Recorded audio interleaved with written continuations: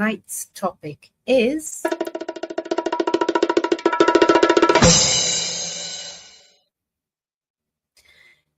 stereotypical thinking. What do we really know? So yeah, this will be the fourth live stream where I'm exploring that one topic about stereotypical thinking. We've done a lot of discussing what our understanding of it is, whether it was myself, Ravioli, Nagar, Banksy, also known as Hafez TV. We've gave our understanding, we've listened to a brief understanding in a video, I think, and we've looked through basic information on it. And we explored, I think it was the last time, the time before that, we engaged in a little activity where we developed a character based on what our minds brought forward about an item. So what our minds have calculated a person is typically like who owns a certain item, just because that's the only information that the brain's got, right? And that is basically what I understand stereotypical thinking to be, right? It's a conclusion that the brain has come to based on whatever information it's got in there. And it's up to us how we manage our stereotypical thinking. Anyway, that's the basics thus far. So tonight, I want to go to a PDF that I've found, which I'll put the link in the description of this live so that you can go and download that yourself. I've downloaded the PDF from this website here that you see on the screen. Is that saving? I've just put it in the description. I'm not sure if that's saving or not. I think it is.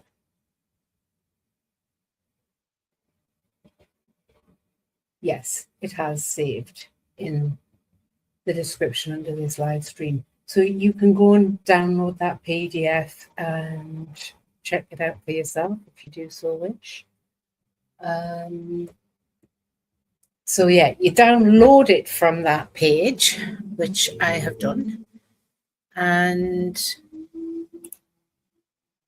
when it's downloaded as a PDF, it begins like this. So it's SAGE reference, the SAGE Handbook of Social Psychology, Concise Student Edition. And this paper is Stereotyping and Impression Formation, How Categorical Thinking Shapes Person Perception. So the contributors are Kimberly A. Quinn, C. Neil McRae, and Galen V. Bodenhausen. Sounds German or something like that, Germanic to me. Edited by Michael A. Hogg and Joel Cooper.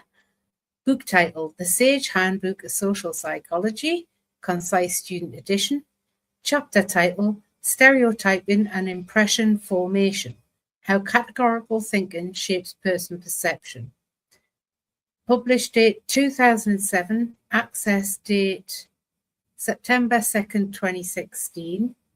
Publishing company, Sage Publications Limited, City, London. There's its print ISBN, it's online ISBN. What's this? DUI. When you click on that, I don't know what that means.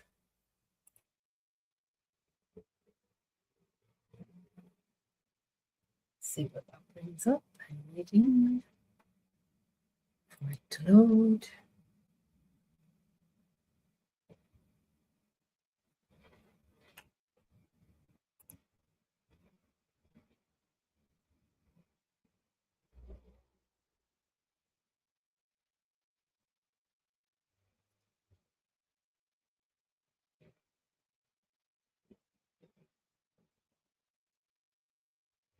It's the Sage reference. That's what that is. Okay.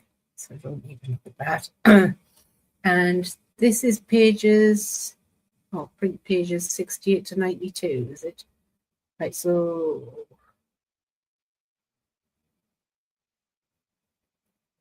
There we go. So this PDF has been generated from Sage Knowledge. Please note that the pagination of the online version will vary from the pagination of the print book. Okay. Right, so let's get to start reading on this anyway. Stereotyping and impression formation, how categorical thinking shapes person perception.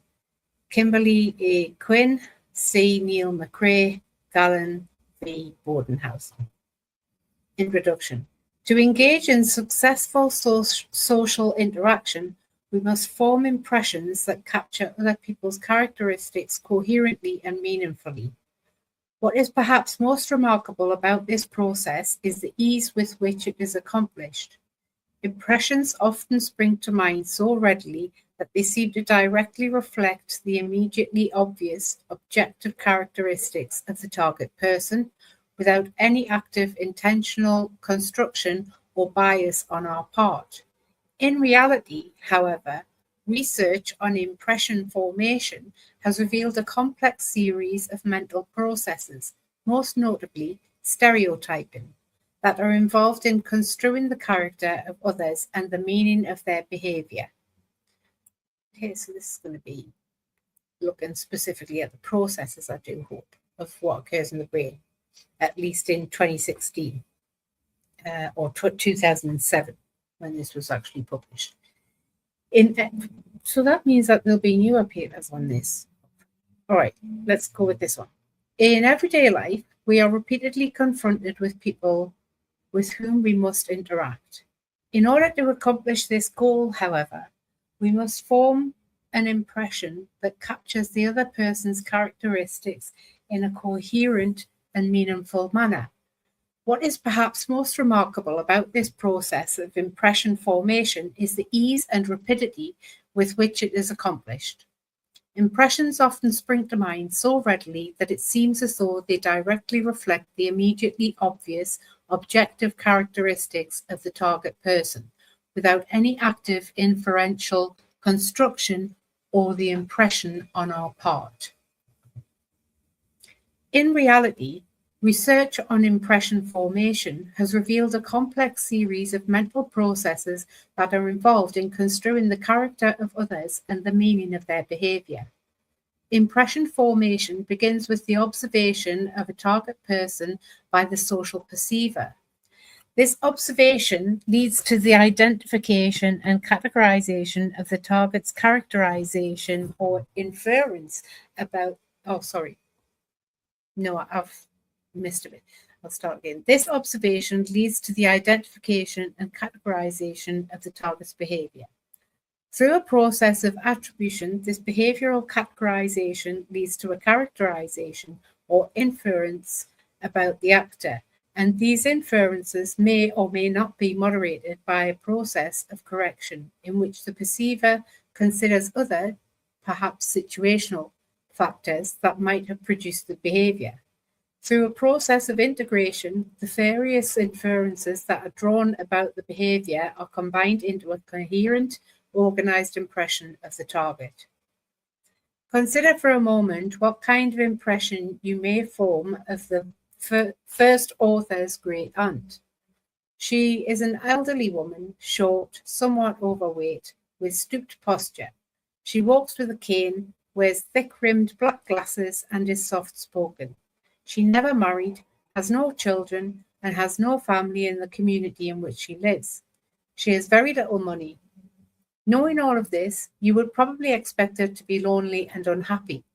As it turns out, however, Aunt Gertrude is a very caring, understanding individual who always appears to be satisfied. But how can this be?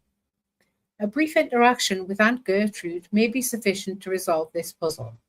Aunt Gertrude is a Catholic nun who has devoted her life to charity. The immediate visual evidence provided by her nun's habit is all that it would take to enable you to make sense of her various attributes and to form a coherent impression of her. But the story is more complex. Aunt Gertrude loves romance novels, even the very sexy ones, the ones with cover illustrations of handsome men. shirtless and flexing under the adoring gaze of semi-clad women. She absolutely devours them, the novels, that is. How, then, can this revealing bit of information be reconciled with your impression of sweet, chaste, elderly Sister Gertrude? Stereotypes and efficient person perception. Even simple examples, such as the case of Aunt Gertrude, underscore the complexity of the task facing social perceivers in considering the overwhelming amount of evidence that is available in our complex world. In recognition of this complexity, recent approaches to impression formation have converged on a set of working assumptions, the most basic of which is that perceivers prefer simple, well-structured impressions, Bodenhausen and McCrae, 1994, and that they achieve this coherence by regularly constructing and using categorical representations, such as stereotypes, in their attempts to understand others. By construing others not in terms of their unique constellations of attributes and inclinations, but rather on the basis of the social categories to which they belong, such as race, age, sex, or occupation, perceivers can make use of the wealth of related stereotype-based material that resides in long-term memory. As Gilbert and Hickson, 1991, 509, have noted, the ability to understand new and unique individuals in terms of old and general beliefs is among the handiest tools in the social perceiver's kit. Just take a sip of water. A wealth of research has documented that when a particular categorization is made and associated stereotypes are activated, they influence impressions both directly and indirectly. The direct influences come from the activation of stereotypic beliefs themselves, which may be added or averaged into one's general impression of the target. More interesting, however, are the indirect effects that emerge when activated stereotypic concepts influence the selection and interpretation of other available information. Stereotypes appear to direct attention and influence which information gets encoded and how information is interpreted, such that people often notice instances that confirm their existing stereotype-based beliefs. Bodenhausen, 1988, Chapman and Chapman, 1967, 1969, Higgins and Barr, 1987, Rothbard et al., 1979. Interpret ambiguous information as confirming their stereotypes. Darley and Gross, 1983, Duncan, 1976, Jacobs and Eccles, 1992, Jones, 1990, and actively seek information that confirms their view of others. Snyder and Swan, 1978.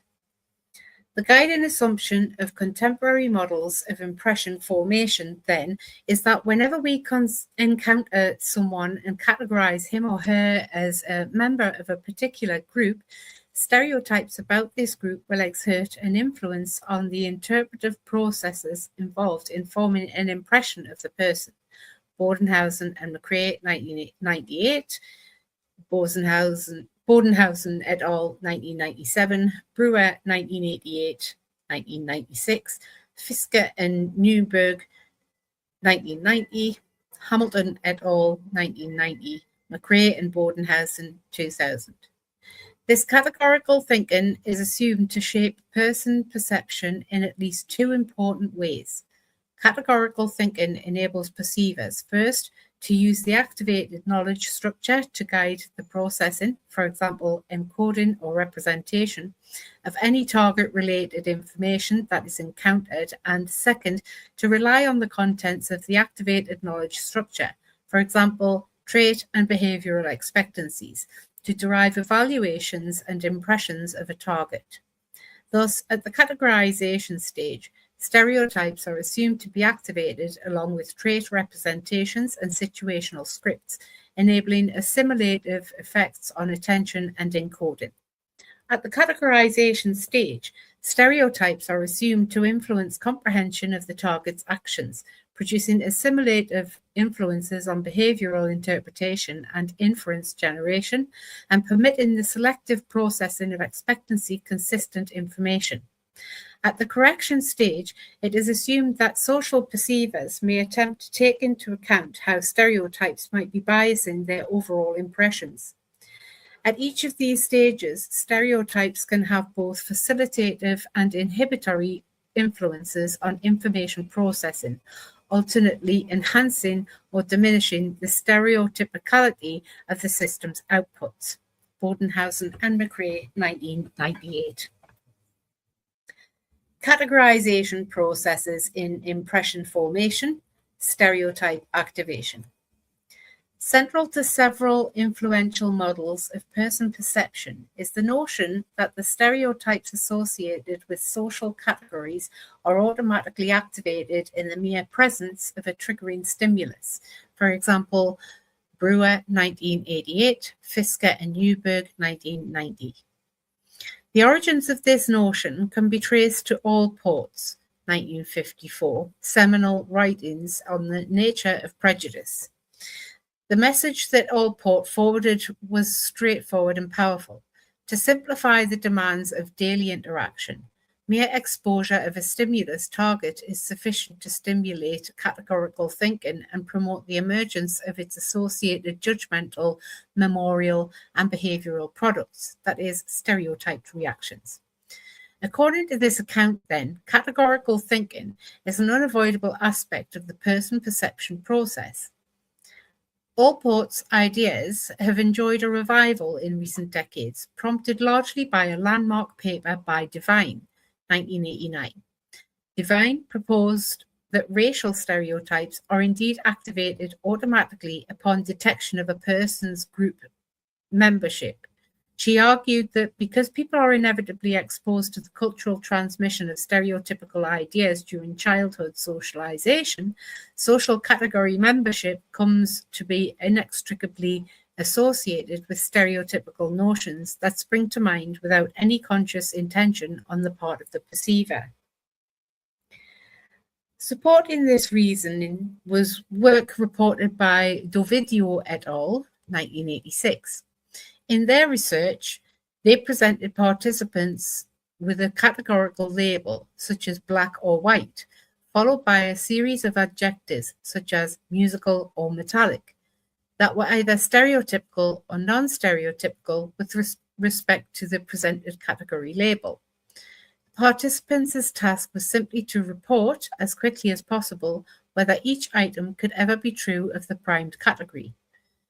As expected, participants responded more rapidly when stereotypic rather than non-stereotypical items following the priming label, suggesting that this categorical representation of the group was activated during the task. Nonetheless, because the participants' attention was directed toward the category label, this early demonstration failed to provide unequivocal evidence of automatic stereotype activation. However, in a series of more controlled tests of the automatic activation hypothesis, Devine 1989 demonstrated that even pre-conscious presentation of racial material was sufficient to prompt the activation of stereotypical concepts. After exposure to pre-conscious primes pertaining to the category African American, participants later judged an ambiguous target person in a decidedly stereotypical way. In more recent research, preconscious cues have also been shown to precipitate stereotype activation on the domains of sex, age, and occupation. Bach, 1999. Following these initial demonstrations, an abundance of experiments emerged in which researchers measured the accessibility of categorical contents, that is, stereotypic traits, after the presentation of priming stimuli, usually, though not always, verbal labels such as Asian.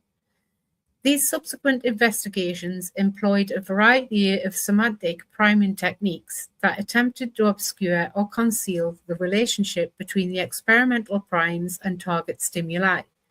The logic of these studies is straightforward. If perceivers are unable to avoid stereotype activation when the triggering stimuli lie outside awareness or are seemingly irrelevant to the task at hand, then evidence of stereotype activation would corroborate the viewpoint that stereotype activation is unconditionally automatic. As it turns out, the available evidence tends to support this view. Bach, 1990. Conditional automaticity in categorization and stereotype activation. But does this really signal that stereotype activation is unconditionally automatic in the sense proposed by Allport, 1954? The answer to this question remained unclear for at least two reasons. First, many of the social stereotypes that had attracted empirical attention were those linked to group memberships that could be discerned from a rudimentary visual appraisal of stimulus target, sex, ethnicity, and age group. It seemed quite reasonable that perceivers might automatically categorize others into groups on the basis of these readily discernible visual cues. Indeed, they have often been referred to as the Big Three in stereotyping, Fisk, 1998, and research on the white male norm hypothesis and related effects does provide evidence that race and sex categorizations occur quickly and effortlessly. For example, Stroessner, 1996, Zarate and Smith, 1990. Nonetheless, it was less clear whether categorizations based on less rudimentary clues would also elicit mental activation of the stereotypes associated with the group in question. It was also unclear whether stereotypes were activated automatically by the strict definition of automaticity as involuntary, unintentional, effortless, and unconscious, Bach, 1989. In fact, under empirical scrutiny, most mental operations fail to satisfy the multiple criteria required to specify a process as exclusively automatic in nature. Bach, 1990, 1994, 1997. Kahneman and Treisman, 1994. Logan and Cowan, 1984. Even prototypic examples of automatic mental processes fail in this respect. As Logan, 1989-70, has remarked, automatic reactions can be modulated by attention and intention. They can be inhibited and suppressed, and they can be coherent and planful.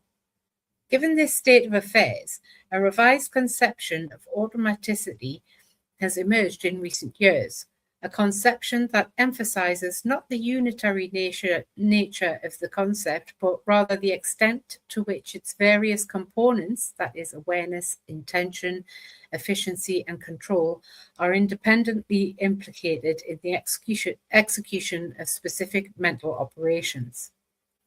The possibility that stereotype activation is conditionally rather than unconditionally automatic has attracted considerable empirical attention in recent years and has engendered heated theoretical debate.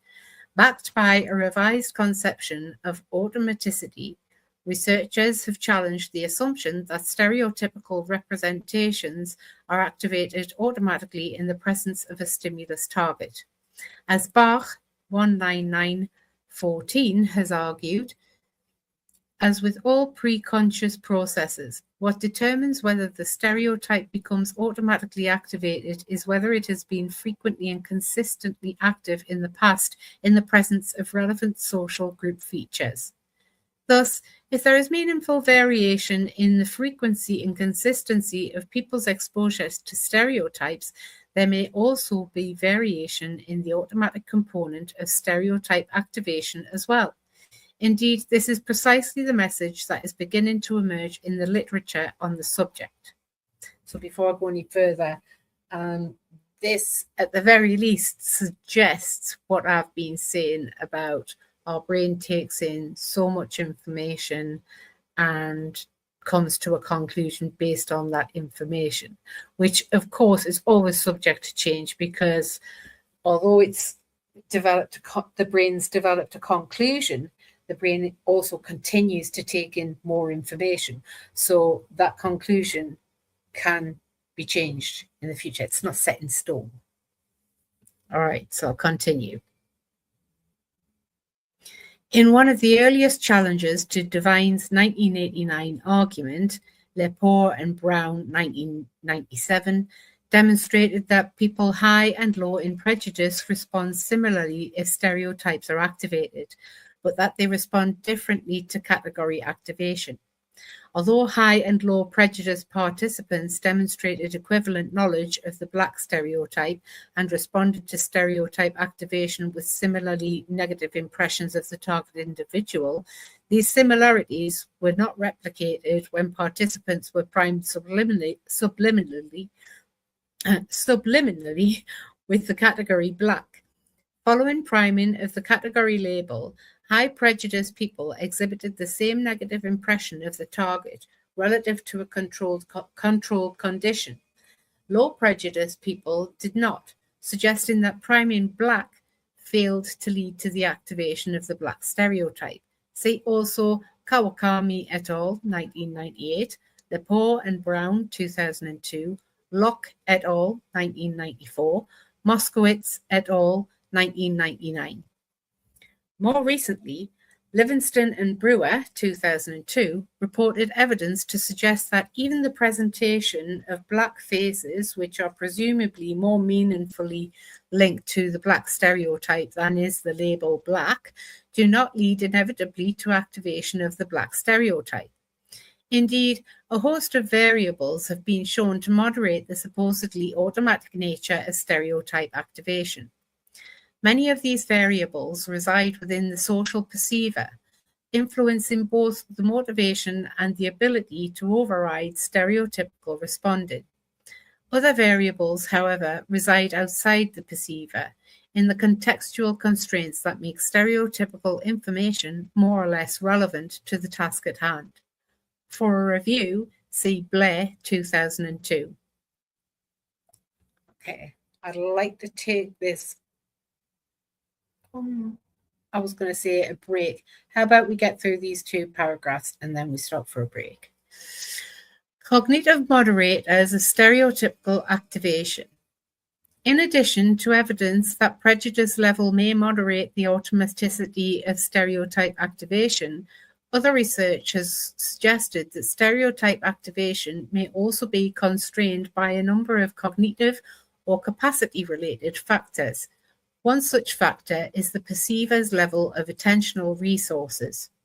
Most notably, Gilbert and Hickson, 1991, reported evidence to suggest that stereotype activation may not occur when perceivers are resource depleted. In their experiments, participants viewed a video depicting an Asian woman turning over a series of cards on which word fragments were written. The participants' task was simply to complete each word fragment with the first word that came to mind. The results demonstrated that participants did indeed tend to choose stereotypical word completions for the fragments, for example, rice rather than mice for ice, but only when they had sufficient attentional resources available to do so. Gilbert and Hickson concluded that stereotype activation is only conditionally automatic, in that its occurrence depends on the availability of attentional resources. Physiological processes may also moderate stereotype activation through their impact on arousal level and resultant information processing resources. For example, McRae et al. 2002a. See also Johnston et al. 2003 and 2005. Recently provided evidence of hormonal influences on social cognitive functioning, from evidence that women are more attracted to facial symmetry and masculinity during ovulation. McRae et al. Reasoned that women should similarly be sensitive to category level, that is, stereotypical, information during periods of high conception risk because of the relevance of this information to potential reproductive success.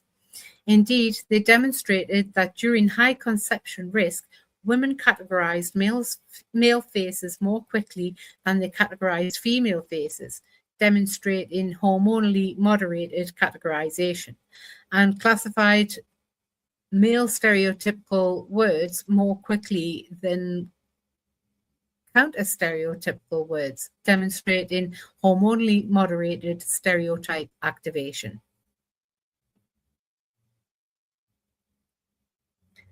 Motivational moderators of stereotype activation. Other research has suggested that stereotype activation may also be constrained by motivational concerns. For example, Blair et al. 2004, Hugenberg and Bodenhausen 2004, Richardson and Trawalter 2005.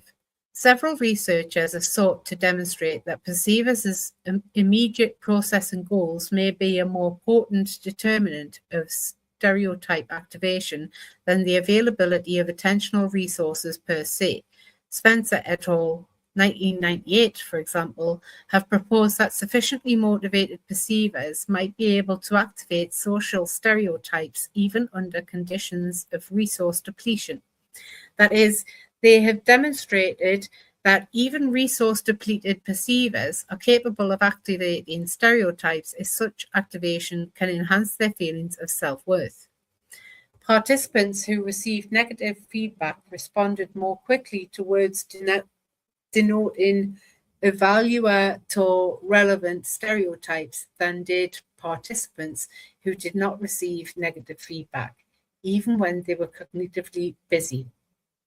Further evidence for goal-directed stereotype activation can be found in a study by Pendry and McRae, 1996, who demonstrated that the extent of stereotype activation is moderated by perceivers' level of involvement with a target. When relatively uninvolving processing objectives are in place, for example, estimating a target's height, stereotype activation typically occurs at the broadest, that is, superordinate, level of categorization. However, when complex interactional goals are operating, for example, accountability and outcome dependence, a target is categorized both in terms of a higher order representation, for example, woman, and a more differentiated category subtype, for example, businesswoman. Stereotype activation thus appears to be goal-dependent, with its occurrence contingent on the interplay of both cognitive and motivational forces. Perceiver goals may also determine the nature of the processing undertaken when a target is encountered, with implications for categorization and thus stereotype activation. McRae et al. 1997b, see also Wheeler and Fisk, 2005, demonstrated that the encoding operation that is undertaken when a person is encountered is a critical determinant of stereotype activation. Specifically, only the semantic appraisal of a person prompts the relevant categorical knowledge structures. Pre-semantic processing orientations, for example, perceptual goals, are not sufficient to elicit stereotype activation. Thus, participants who judged the animacy of visual targets determined the presence or absence of a white dot on those targets, or simply reported the detection of the targets were all equally accurate in a subsequent face recognition task. Nonetheless, only participants who made the semantic, that is, animate to inanimate, judgments displayed stereotype activation. Smooth moderator.